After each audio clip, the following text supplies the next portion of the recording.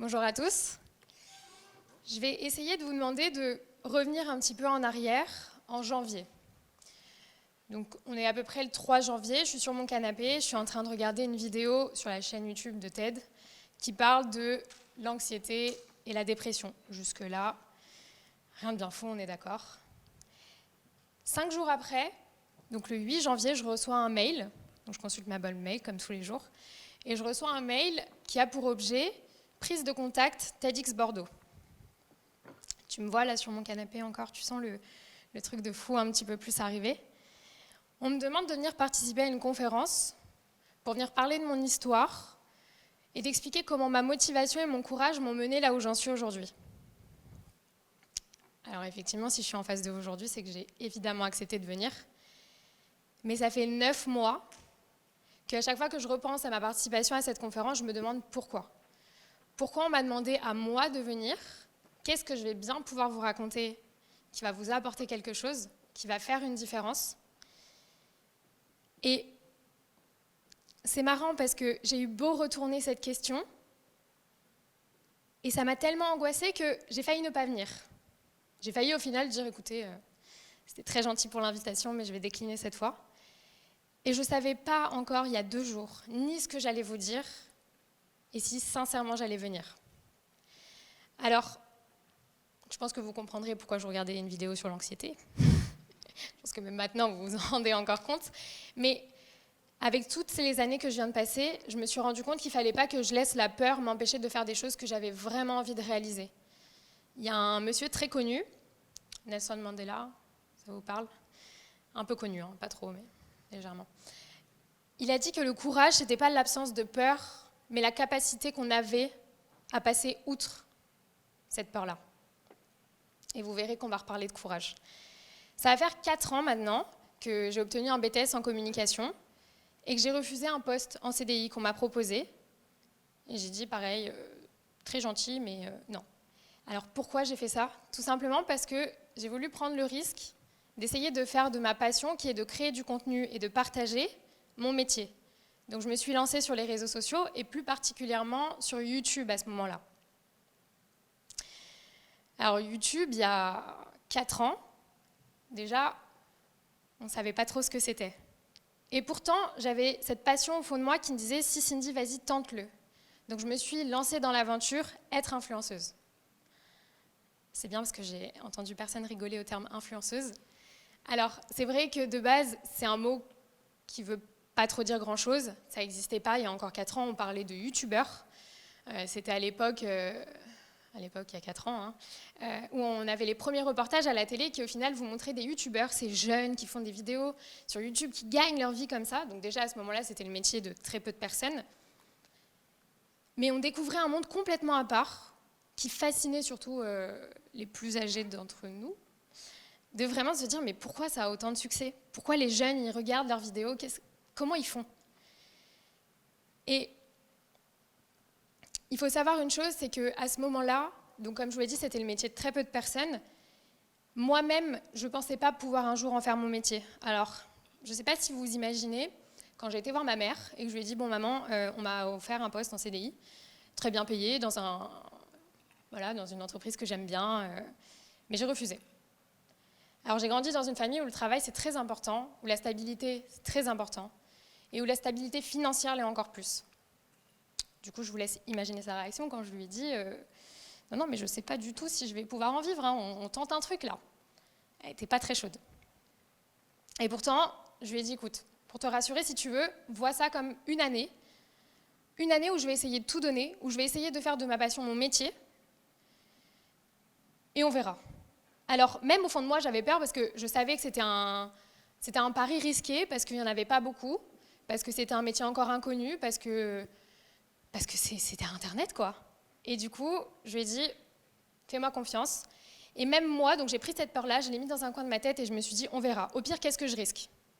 Que ça ne fonctionne pas, que je sois obligée de retourner à la case départ, chercher un emploi. Ça ne me paraissait pas si terrible que ça. Et je me suis dit, perdre un an, ça va, il y en a qui le font pour voyager. Enfin voilà, j'ai trouvé tout un tas de raisons. Donc, je me suis lancée. Et alors, ça n'a pas été simple, Et quand on m'a demandé de réfléchir à quelle était la performance dans mon métier, comment j'avais réussi à en arriver là, c'est vrai que j'ai réfléchi pendant un moment, j'ai tourné la question dans ma tête 1 milliard de fois et je me suis dit, mais je vais leur dire quoi en fait? Parce que vous pourrez peut-être penser qu'il y a un facteur chance énorme, vous pouvez peut-être vous dire, elle a eu de la chance. C'est peut-être vrai. Moi aussi, j'y ai cru pendant un moment. Après, je crois plus au destin qu'à la chance, personnellement. Ça reste mon avis. Mais voilà, comme je vous l'ai dit, être influenceuse, ça n'a pas toujours été un métier pour certains d'entre vous, peut-être. Ça ne l'est peut-être encore toujours pas. Et ça ne l'a pas toujours été pour moi. Pendant la première année, qui a été au final la plus dure, parce que c'est celle où j'ai fait des erreurs, où j'ai appris, il n'y a pas d'école d'influenceuse. Je veux dire, un master en youtubeur, ça n'existe pas. Hein. On ne vous apprend pas à... Enfin, en tout cas, moi, je n'ai pas appris à l'école à me servir d'une caméra, régler des lumières, régler du son, me servir d'un logiciel de montage, gérer une communauté, brainstormer, c'est un mot que vous aimez bien en école de commerce et de communication, brainstormer des nouvelles idées, toujours essayer de suivre les tendances, de voir ce qui se faisait en Amérique, de voir ce qui pouvait peut-être fonctionner en France. Et alors, j'ai été la plus productive cette année-là. Il y a eu même des mois où je produisais 2 vidéos par jour, et tout ça, je ne gagnais pas d'argent. Donc, c'est marrant quand on dit que ce n'est pas un métier, parce qu'au final, j'ai regardé, j'ai été chercher quand même, et un métier, c'est un travail qui vous permet de dégager un salaire, qui va vous permettre d'en vivre. Et alors après cette longue année, où finalement j'ai un peu appris sur le tas, parce que comme je vous ai dit, personne ne vous apprend à devenir youtubeur, et ben je peux avec fierté vous dire que si, être influenceuse, c'est mon métier. Alors, ça peut vous paraître très simple comme ça peut vous paraître très naturel, mais ça m'a demandé énormément de travail. Et alors, même moi, au début, quand on m'a demandé de parler de la performance, je me suis dit, là, il y a un moment où je vais pêcher et je ne vais pas savoir vous dire comment. Donc j'ai réfléchi et je me suis dit, qu'est-ce qui a bien fait? À quel moment les gens se sont intéressés à moi et ont pensé que ce que j'avais à dire, c'était important? Alors, je me suis dit aussi une chose, c'est qu'il faut savoir que être sur YouTube, c'est déjà devenir une personne publique. Voilà, et ça a ses mauvais côtés comme ça a ses bons côtés. Et au début, j'ai mis un certain temps avant de me rendre compte que j'avais fait une chose qui était très compliquée quand on devient un personnage public, c'est que j'étais restée moi-même du début à la fin. Et alors, il n'y a aucune prétention dans ce que je suis en train de vous dire, vraiment pas.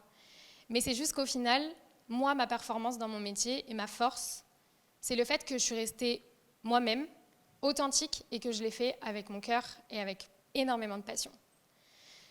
Alors, ça pouvait aller d'une vidéo où je présentais le nouveau mascara que je venais d'acheter. Je suis sûre que les garçons, ça vous intéresse très fortement. Mais ça pouvait aussi aller sur des sujets beaucoup plus importants dont on a besoin de parler, parce que j'ai eu besoin à un certain moment de me rendre compte que ce que je faisais, ça avait du sens, que ça apportait quelque chose aux gens qui me regardaient. Et donc j'ai parlé de sujets tels que l'avortement, le harcèlement, la confiance en soi, les problèmes familiaux, des problèmes qui nous touchent tous, finalement. Et vous vous rappelez quand je vous ai dit que je ne savais pas trop, moi, au début, si j'allais pouvoir en vivre?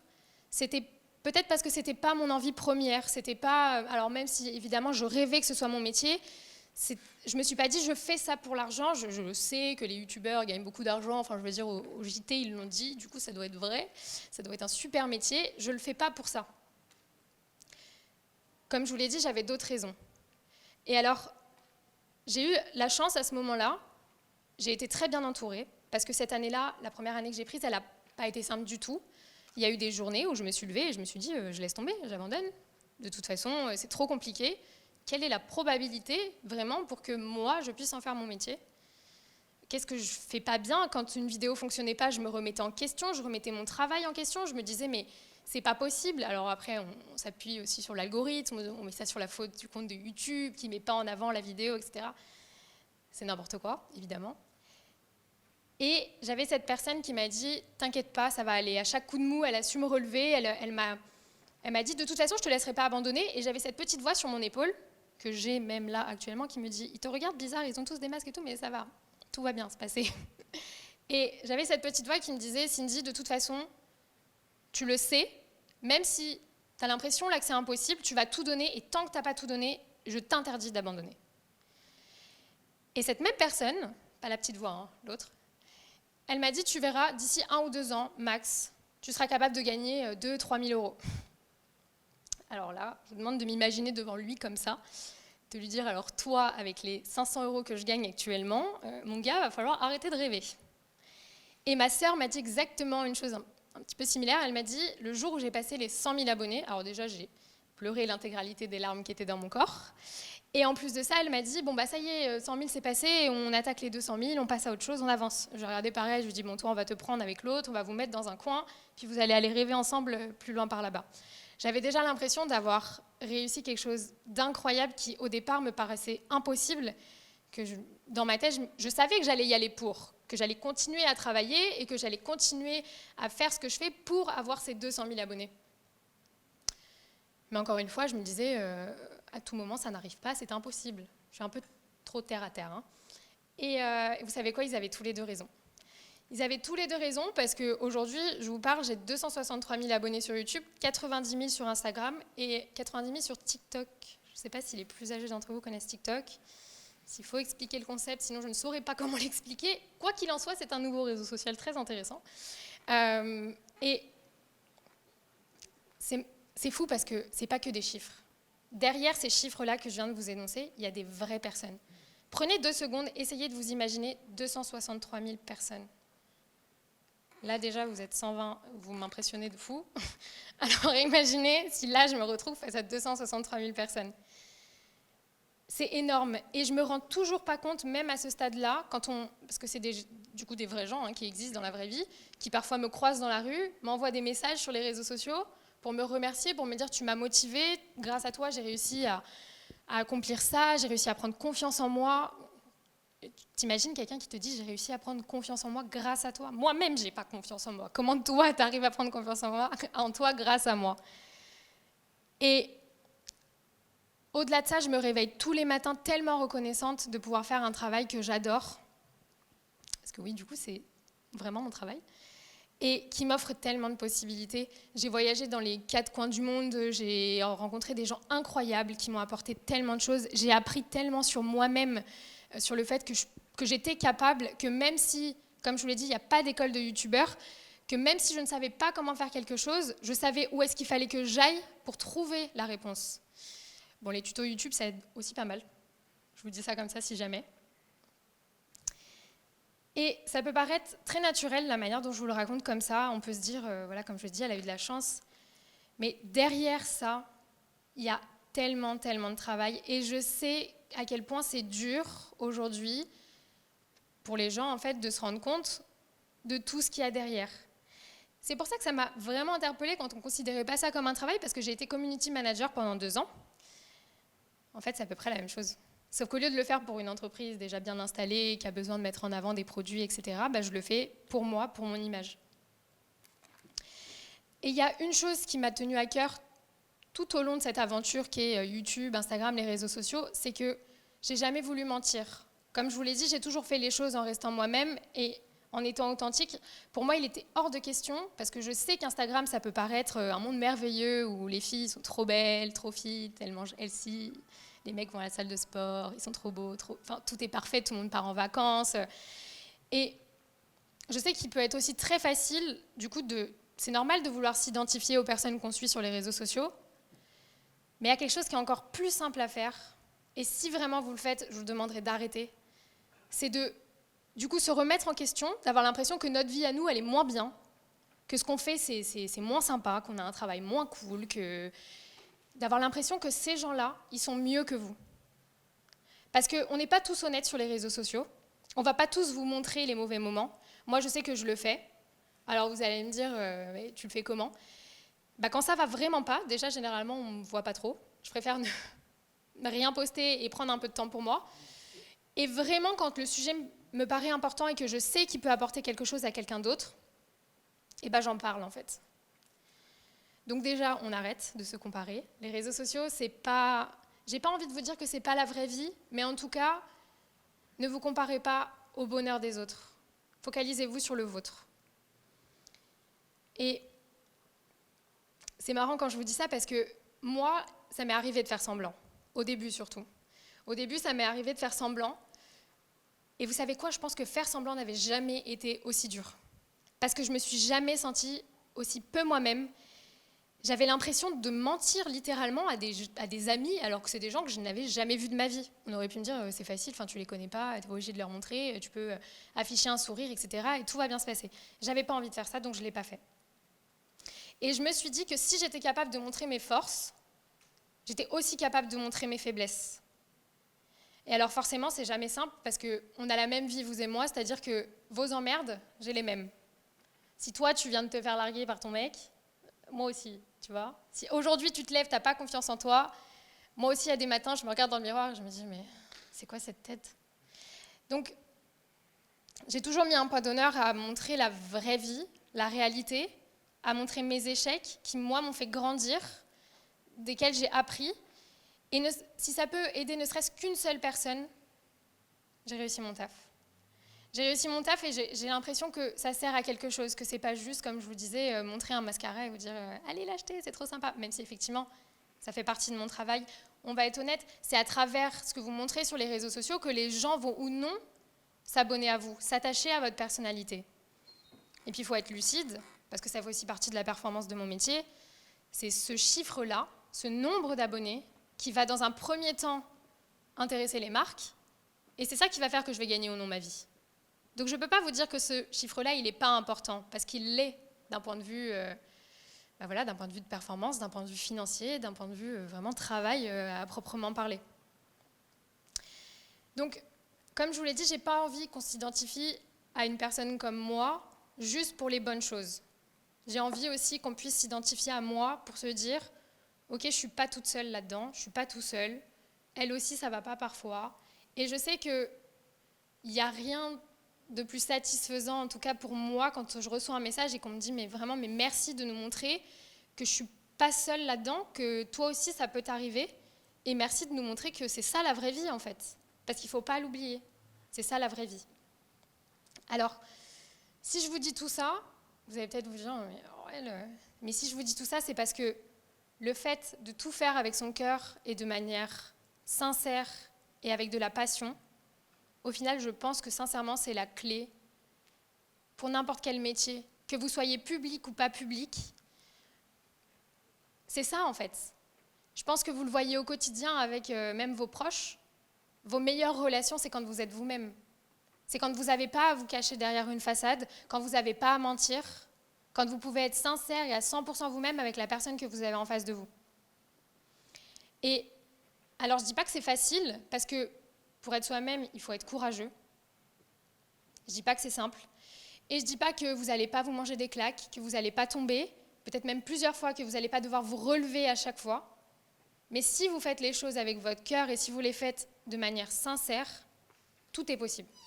Et ça, peu importe, réseaux sociaux, pas réseaux sociaux, que vous travaillez dans la com, que vous soyez dans un service financier ou quoi que ce soit, la relation que vous allez avoir avec vos collègues, avec votre boss, avec votre femme, avec... peu importe. C'est peut-être un peu fleur bleue, tout ça, de penser que le fait de tout faire avec son cœur, ça va tout résoudre. Mais je pense qu'on a un petit peu besoin de ça, surtout en ce moment, dans l'époque dans laquelle on vit. Et en tout cas, moi, c'est ce qui a le mieux fonctionné pour moi. Je pourrais vous faire une liste très très longue. Je pourrais vous dire oui, j'ai regardé toutes les tendances, j'ai essayé de me renouveler à fond, j'ai cherché des idées par-ci par-là, je suis partie en vacances. Je pourrais vraiment vous trouver plein d'efforts que ça m'a demandé. Mais au final, ce qui a été le plus efficace, ça a été ça.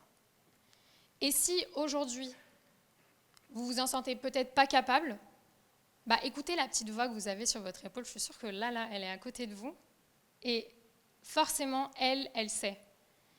Écoutez-vous un petit peu plus, faites-vous confiance, dites-vous que vous en êtes capable, parce que si moi, Joe, de mes 1m52, j'en suis capable, forcément, vous en êtes capable aussi. Et vous savez quoi, j'ai juste envie de vous dire une chose. S'il y a une personne aujourd'hui qui peut, valider cette théorie, c'est les personnes qui me suivent.